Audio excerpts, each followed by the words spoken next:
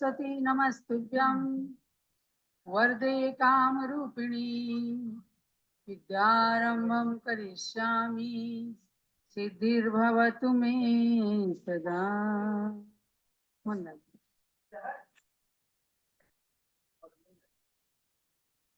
Class प्रारंभ होने वाली है। माता सरस्वती की कृपा प्रसाद से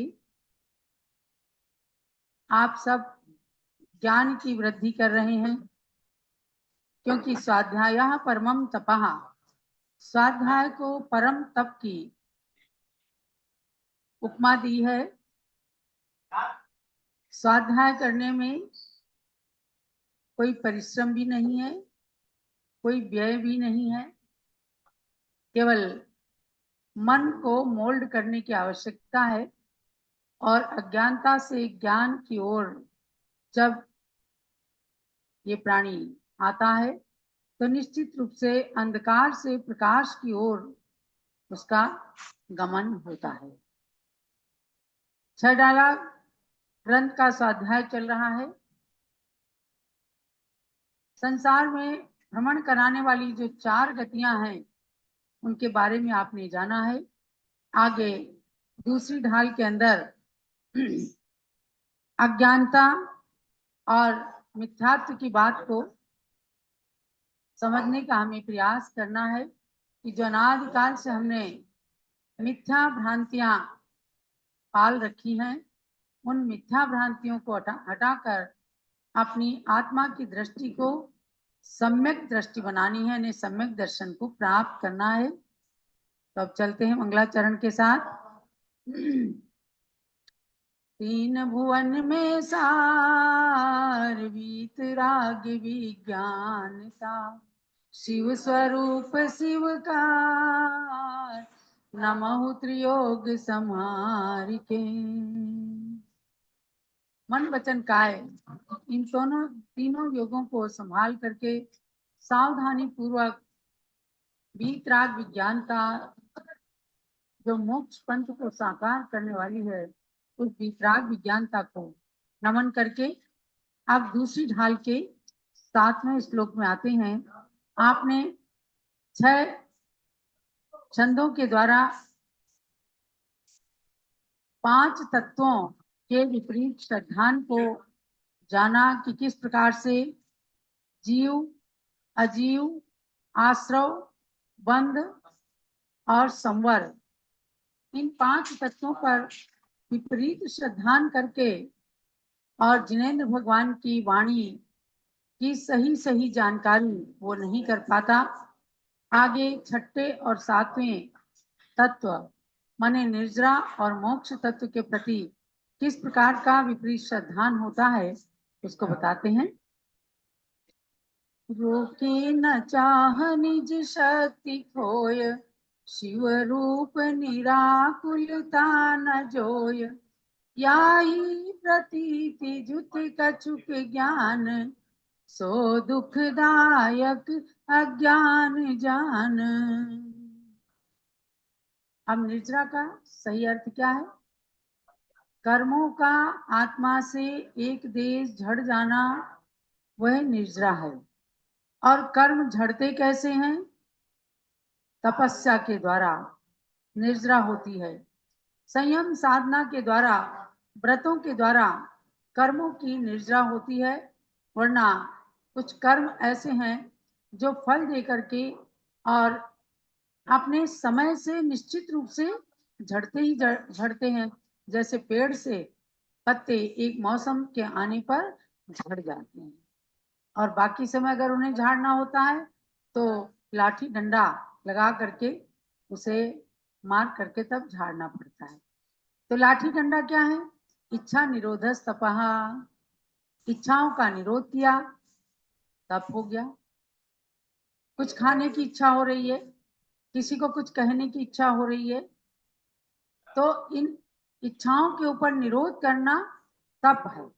और उस तप से निर्जरा होती है। तपसा निर्जरा च कहा है। तप से निर्जरा भी होती है, संवर भी होता है और तपस्या से ही मोक्ष भी होता है। तो इच्छाओं का रोकना तप है, जिससे कर्मों की निर्जरा होती है। मिथ्या दृष्टि जीव क्या करता है, अपनी इच्छाओं को नहीं रोक पाता। वह तो कहता है कि मुझे इच्छाओं को रोकना नहीं है और मुझे अपनी इच्छा के अनुसार चलना है। तो जो नहीं रोकते हैं इच्छाओं को, इसलिए उनकी आत्मा की शक्ति, उनकी एनर्जी व्यर्थ में चली जाती है। वही जो एनर्जी, जो शक्ति व्यर्थ में ये जीव खोता है, यही निर्जरा तत्व का विपरीत श्रद्धान है। वरना स्ट्रेट फॉरवर्ड चले कि हमने छोटा सा भी नियम पालन कर लिया या अपनी शक्ति के अनुसार बड़ा छोटा कैसा भी नियम पालन किया और हमने जाना कि इससे निर्जरा होती है, कर्मों की निर्जरा। अब आप स्वाध्याय कर रहे हैं तो ज्ञानावरण कर्म की निर्जरा हो रही है, माने जो ज्ञान नहीं प्रकट हो पा रहा था वह ज्ञान पढ़ने से, सुनने से, समझने से प्रकट हो रहा है। तो ज्ञानावरण कर्म जो था, जो पर्दा पड़ा था, वह हटना शुरू हुआ। एक एक अक्षर पर आवरण पड़ा हुआ है, आप इस बात को समझना। यानी जितने अक्षर का ज्ञान हम नहीं प्राप्त कर पा रहे हैं, समझो उतने अक्षर पर पर्दा पड़ा है। उसे ही अक्षरावरण कर्म कह लो, ज्ञानावरण कर्म कह लो। तो जब ज्ञान अर्जित करते हैं, पढ़ते हैं, गुरुओं से सुनते हैं, तो ज्ञानावरण कर्म हटता है और उतना ज्ञान हमारे प्रकट हो जाता है। इसी तरह से सारे कर्मों की बात है कि जब तपस्या की जाती है तो वे कर्म झड़ जाते हैं। ये तो सही रीति है।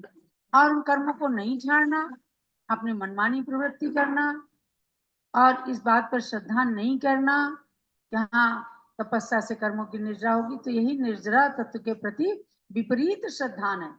यह अग्रहित मिथ्या दर्शन की बात चल रही है, जो हमने किसी से ग्रहण नहीं किया, लेकिन ये अनादिकालीन अविद्या की प्रवृत्ति से चला आ रहा है, अज्ञान। तो निर्जरा तत्व का ये विपरीत श्रद्धान हुआ। अब मोक्ष तत्व का, जब निर्जरा ही नहीं होगी तो मोक्ष कहां से हो जाएगा। तो वह आनंद स्वरूप, आनंद रूप जो है, आकुलता से रहित मोक्ष तत्व है। और उस मोक्ष तत्व को भी नहीं समझना।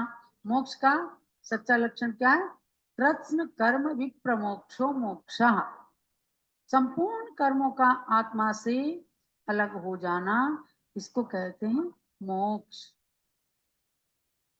और जो मोक्ष के इस स्वरूप को ना समझ करके बस संसार के सुख को ही मोक्ष जैसा सुख मानने लगते हैं, यही मोक्ष तत्व के प्रति उनका विपरीत श्रद्धान है। तो समझो कि मोक्ष तत्व, वास्तविक जो मोक्ष तत्व है, उसे तो जिनेंद्र भगवान ने बताया है कि जो मोक्ष को प्राप्त कर लेते हैं वे कभी संसार में आते ही नहीं। एक बार मोक्ष होने के बाद पुनः संसार में अवतार नहीं होता। और अगर अवतार मान लिया तो समझो हमारा मोक्ष तत्व पर विपरीत श्रद्धान हो गया। यही सब अग्रहित मिथ्या दर्शन है। और इस उल्टे श्रद्धान के साथ, इस विपरीत श्रद्धान के साथ में जो कुछ भी ज्ञान हुआ वह अग्रहित मिथ्या ज्ञान हो गया। ज्ञान तो सबके अंदर कुछ ना कुछ रहता है। किसी ने जन्म से यही जाना है कि वह मरना और मारना है, तो उसका यह अग्रहित मिथ्या ज्ञान है, क्योंकि उसने ना आत्म तत्व को समझा, ना ज्ञान के सही स्वरूप को समझा। तो मिथ्या दृष्टि का जितना भी ज्ञान है वह सब मिथ्या ज्ञान है। इससे अलग से मिथ्या ज्ञान की बात ही नहीं कही गई। सातों तत्वों पर विपरीत श्रद्धान करना, ये मिथ्या, अग्रहित मिथ्या दर्शन हुआ। और उस मिथ्या दर्शन के साथ जो ज्ञान है वह मिथ्या ज्ञान हो गया, वह अग्रहित मिथ्या ज्ञान। इसीलिए बताते हैं कि हे आत्मन, आपने अनादिकालीन अज्ञान के संस्कार के कारण इन तत्वों का जो विपरीत श्रद्धान कर रखा है, अब उसको हटाओ, उस पर्दे को हटा दो, ताकि अपना सम्यक दर्शन बन जाए। और जो फिर उसके बाद जो ज्ञान होगा वह सम्यक ज्ञान बन जाएगा। तो ऐसा अग्रहित मिथ्या दर्शन और अग्रहित मिथ्या ज्ञान होता है। अब आगे के श्लोक में अग्रहित मिथ्या चारित्र का लक्षण बताते हैं। इन जुत विषयन में जो प्रवृत्त, ताको जानो मिथ्या चरित्र, यो मिथ्यात्वादि निसर्ग जे, अब जे ग्रहित सुनिए सुते हैं। पद्धड़ी छंद के अंदर ढूंढारी भाषा में पंडित दौलत राम जी ने तमाम चरणान योग और करणान योग के ग्रंथों का सार भर करके रखा है। इसमें कोई संदेह वाली बात, इसलिए लोगों को छेडाला पढ़ना अच्छा लगता है, और जो चीज पढ़नी अच्छी लगती है उससे निश्चित रूप से कर्मों की निर्जरा होती है। एक बार छेडाला पढ़ लिया या एक बार प्रतिदिन में आलोचना पाठ पढ़ लिया तो कम से कम पुराने पाप जो हैं वो नष्ट हो जाते हैं, और नए नए जो बनेंगे तो मकान में आए हुए कचरे के समान या धूल के समान है, पुनः पुनः उसको साफ करना पड़ता है। अब आपको समझना है कि ग्रहित मिथ्याचारित्र क्या चीज है। कह रहे हैं इन जुत विषयन में जो प्रवृत्त, ताको जानो मिथ्या चरित्र, माने मिथ्या दर्शन और मिथ्या ज्ञान के साथ में जो इंद्रियों के विषय भोगे जाते हैं। सारे संसारी प्राणी अपनी अपनी योग्यता, अपनी अपनी शक्ति, अपनी अपनी क्षमता, अपने अपनी इंद्रियों आदि की व्यवस्था के अनुसार विषय भोगों को भोगते हैं। वह एक चींटी है, 3 इंद्रिय जीव है, लेकिन उसके पास भी आहार, भय, मैथुन, परिग्रह ये संज्ञाएं लगी हैं। तभी तो देखो खाने के लिए भागती है।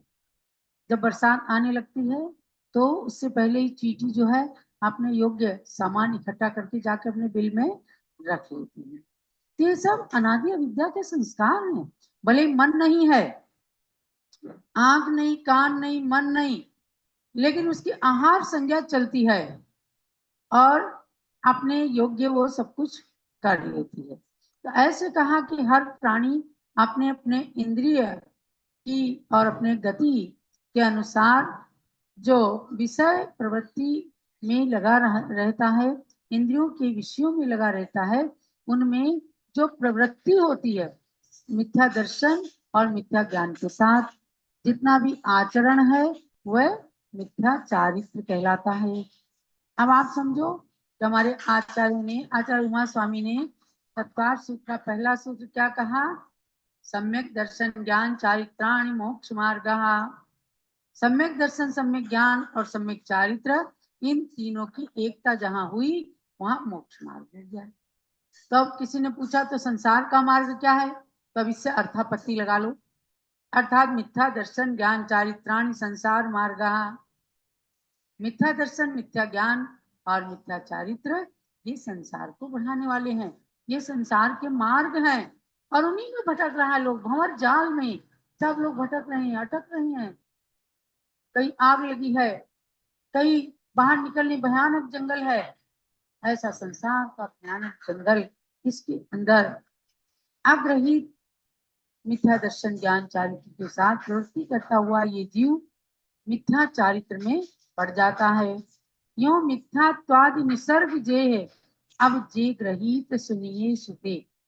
ये तो कह रहे मिथ्यात्व आदि यानी दर्शन ज्ञान चारित्र को मिथ्या रूप से कहना, तो ये जीव के साथ स्वभाव से, अनादिकालीन स्वभाव से बने, उनका वर्णन किया है।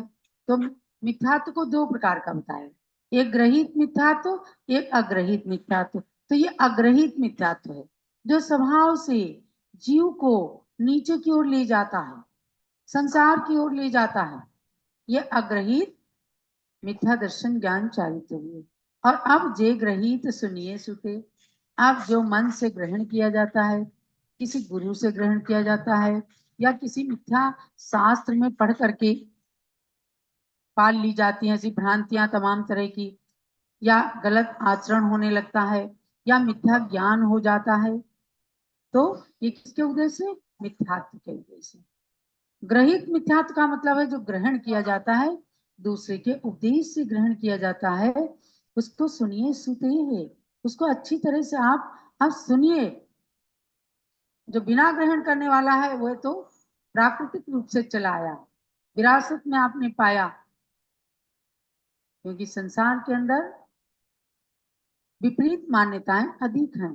देखो क्या है, एक व्यक्ति से पूछा गया, स्कूल के अंदर बहुत सारे विद्यार्थी थे, अध्यापक ने प्रश्न किया कि बताओ संसार कैसा है।